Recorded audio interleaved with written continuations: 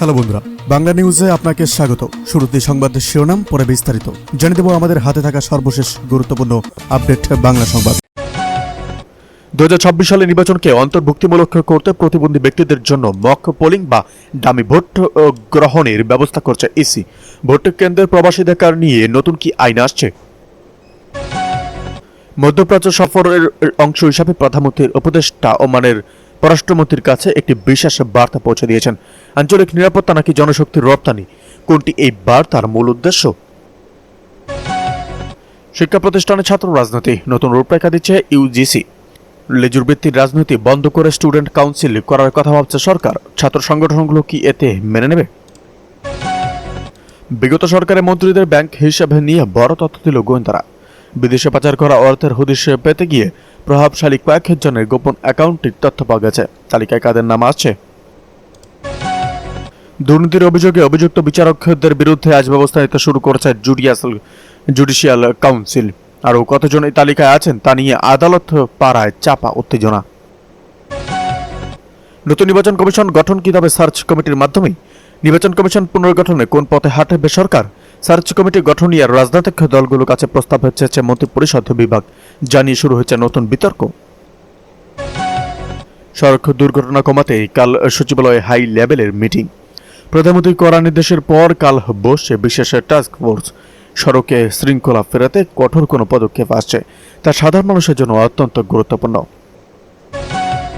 Iran সংকট ও বিশ্ববাজারে অস্থিতিশীলতায় বাংলাদেশে জ্বালানি আমদানিতে বড় ধরনের পরিবর্তনের আভাস দিয়েছে সরকার।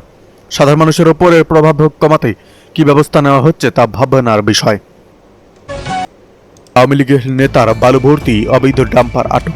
কক্সবাজার দক্ষিণ বন বিভাগের উখিয়া রেঞ্জের দৌছড়ি বনবিটের হরিণমারা এলাকায় অভিযান চালিয়ে পাহাড়ি বালু ভর্তি অবৈধ ডাম্পার আটক করেছে উখিয়া বন বিভাগ। বন বিভাগের সূত্রে জানায়, বুধবার বিকাল 4:30টায় গোপন সংবাদের ভিত্তিতে উখিয়া বন রেঞ্জ কর্মকর্তা আব্দুল মান্নান ও দৌছড়ি বিট কর্মকর্তা ইমদাদুল হাসান রনির নেতৃত্বে একদল বনকর্মীরা দৌছড়ি বন বিটের হরিণমারা এলাকায় অভিযান চালিয়ে উখিয়া রাজাপালং ইউনিয়নের 6 নম্বর ওয়ার্ড আওয়ামী লীগের সভাপতি ও হেডম্যান মোহাম্মদ ইব্রাহিমের মালিকাধীন বালুভর্তি অবৈধ ডাম্পার জব্দ করতে সক্ষম হয়। সূত্র জানায়, মোহাম্মদ ইব্রাহিম দীর্ঘদিন ধরে আওয়ামী লীগের ক্ষমতার অপব্যবহার করে হেডম্যান পরিচয় দিয়ে সরকারি বনভূমি পাহাড় চিহ্নিত করে রোহিঙ্গা শ্রমিকদের মাধ্যমে পাহাড় কেটে ডাম্পার দিয়ে মাটি পাচার করতেন। এতে সরকারি বনভূমি বিরান ভূমিতে পরিণত হয়। বন বিভাগের অভিযানে ডাম্পার জব্দ হওয়ার পর তিনি জব্দকৃত ডাম্পারে মামলা না দেওয়ার জন্য তৎপরতা চালাচ্ছেন এবং লাখ টাকার মিশন হাতে নিয়ে উখিয়া রেঞ্জ অফিসের ধারে ধারে ঘুরছেন। উখিয়া বন রেঞ্জের রেঞ্জ কর্মকর্তা আব্দুল মান্নান ডাম্পার জব্দের সত্যতা নিশ্চিত করে বলেন, জব্দকৃত ডাম্পারের বিরুদ্ধে বন আইনের সংশ্লিষ্ট ধারায় মামলা প্রক্রিয়াধীন এবং তদন্ত চলছে। এদিকে দোকান খোলা রাখার সময় বাড়িয়ে সব জেলায় মন্ত্রিপরিষদ বিভাগের জরুরি চিঠি। ব্যবসায়ীদের অনুরোধে দোকানপাট খোলা রাখার সময় 1 ঘন্টা বাড়িয়েছে সরকার। এ বিষয়ে সোমবার দেশের সব বিভাগীয় কমিশনার ও জেলা প্রশাসকের কাছে জরুরি চিঠি পাঠিয়েছে মন্ত্রিপরিষদ বিভাগ। চিঠিতে জানানো হয়, 4 এপ্রিল প্রধানমন্ত্রী তারেক রহমানের সঙ্গে বৈঠকে ব্যবসায়ী সংগঠনের প্রতিনিধিরা দোকান খোলা রাখার সময় বাড়ানোর দাবি জানান। এর প্রেক্ষিতে সরকার দোকানপাট সন্ধ্যা 7টা পর্যন্ত খোলা রাখার অনুমতি দেয়। নির্দেশনা আরও বলা হয়, শপিং মল, মার্কেট ও দোকানের পাশাপাশি মেলা ও সাংস্কৃতিক অনুষ্ঠানগুলোকেও একই সময়সীমা মেনে চলতে হবে। এর আগে রোববার বিদ্যুৎ, জ্বালানি ও খনিজ সম্পদ প্রতিমন্ত্রী আনন্দ ইসলাম অমিত এই সিদ্ধান্তের কথা জানান। এদিকে বগুড়া ও শেরপুরে নির্বাচন নিয়ে জামায়াতের অভিযোগ খতিয়ে দেখা হচ্ছে বললেন ইসি সচিব। শেরপুর 3 আসনের নির্বাচন ও বগুড়া 6 আসনের উপনির্বাচন নিয়ে জামায়াতে ইসলামের প্রার্থীদের উত্থাপিত অভিযোগ খতিয়ে দেখতে সংশ্লিষ্ট রিটার্নিং কর্মকর্তাদের প্রতিবেদন দিতে নির্দেশ দিয়েছে নির্বাচন কমিশন। বৃহস্পতিবার বিকেল 5:45টার দিকে আগারগাঁওয়ের নির্বাচন ভবনে সাংবাদিকদের এ তথ্য জানান ইসি সচিবালয়ের সিনিয়র সচিব আখতার আহমেদ। তিনি বলেন, অভিযোগগুলো যাচাইয়ের কাজ শুরু হয়েছে এবং ইতিমধ্যে সংশ্লিষ্ট কর্মকর্তাদের কাছে প্রতিবেদন চাওয়া হয়েছে।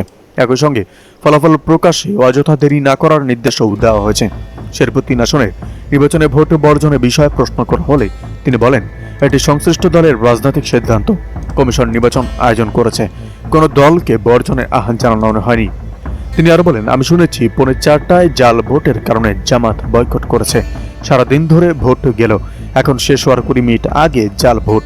আচ্ছা ঠিক আছে, এটা তাদের রাজনৈতিক ব্যাপার, এটা নিয়ে কোনো মন্তব্য নেই। তবে আমি আমার অর্থাৎ ইসি কর্মকর্তাদের সঙ্গে কথা বলেছি, তাদের বলেছি আপনারা একটা প্রতিবেদন দেন আর ফলাফলটা যেন দেরিতে না হয়, কারণ ফলাফলটা তো দিতেই হবে। এর আগে রাজধানী মগবাজারে এক সংবাদ সম্মেলনে বাংলাদেশ জামাতে ইসলামের সেক্রেটারি জেনারেল মিয়া গোলাম পরোয়ার বগুড়া 6 ও শেরপুর 3 আসনের নির্বাচনে অনিয়মের অভিযোগ তোলেন। তিনি দাবি করেন কিছু কেন্দ্রে ভোট শুরু আগেই ফলাফলের সিটের স্বাক্ষর নেওয়া হয়েছে এবং আচরণবিধির লক্ষণ হয়েছে। এদিকে জ্বালানি খাতে মাসে 2.5 থেকে 3,000 কোটি টাকা ভর্তুকি দিচ্ছে সরকার। আন্তর্জাতিক পরিস্থিতির প্রভাবে দেশে জ্বালানি খাতে সরকারকে প্রতি মাসে প্রায় 2.5 থেকে 3,000 কোটি টাকা ভর্তুকি দিতে হচ্ছে বলে জানিয়েছেন বিদ্যুৎ, জ্বালানি ও খনিজ সম্পদ মন্ত্রণালয়ের মুখপাত্র ও যুগ্ম সচিব মনির হোসেন চৌধুরী। বৃহস্পতিবার সচিবালয়ে বিদ্যুৎ, জ্বালানি ও খনিজ সম্পদ মন্ত্রণালয়ের সম্মেলন কক্ষে সাংবাদিকদের সঙ্গে আলাপকালে তিনি এই তথ্য জানান। তিনি বলেন, আন্তর্জাতিক পরিস্থিতির কারণে সরকারকে ভর্তুকি দিতে হচ্ছে। বর্তমানে প্রতি লিটার ডিজেল 100 টাকায় বিক্রি হলেও প্রকৃত মূল্য প্রায় 155 টাকা হওয়া উচিত। এ কারণে সরকারকে প্রতি মাসে প্রায় 2.5 থেকে 3,000 কোটি টাকা ভর্তুকি বহন করতে হচ্ছে। তবে জ্বালানি সংকট নিয়ে জনমনে উদ্বেগ না ছড়ানোর আহ্বান জানিয়ে তিনি বলেন, দেশে কোনো জ্বালানি সংকট নেই, অযথা মজুদ বা আতঙ্কিত হওয়ার প্রয়োজন নেই। নিয়মিত সরবরাহ বজায় রয়েছে এবং প্রয়োজনীয় অনুযায়ী জ্বালানি সংগ্রহ করলেই সরবরাহ বজায় থাকবে।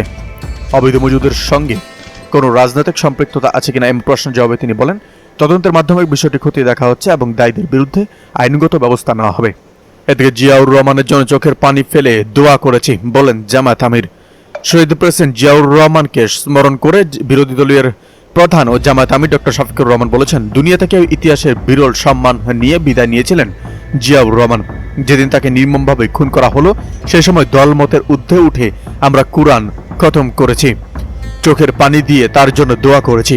বৃহস্পতিবার বিকেল 4:45টার দিকে জাতীয় সংসদে মুক্তিযুদ্ধ বিষয়ক মন্ত্রী আহমেদ আজম খান জাতীয় মুক্তিযুদ্ধ কাউন্সিল 2022 সংশোধন করে 2026 বিল পাশের জন্য প্রস্তাব করেন।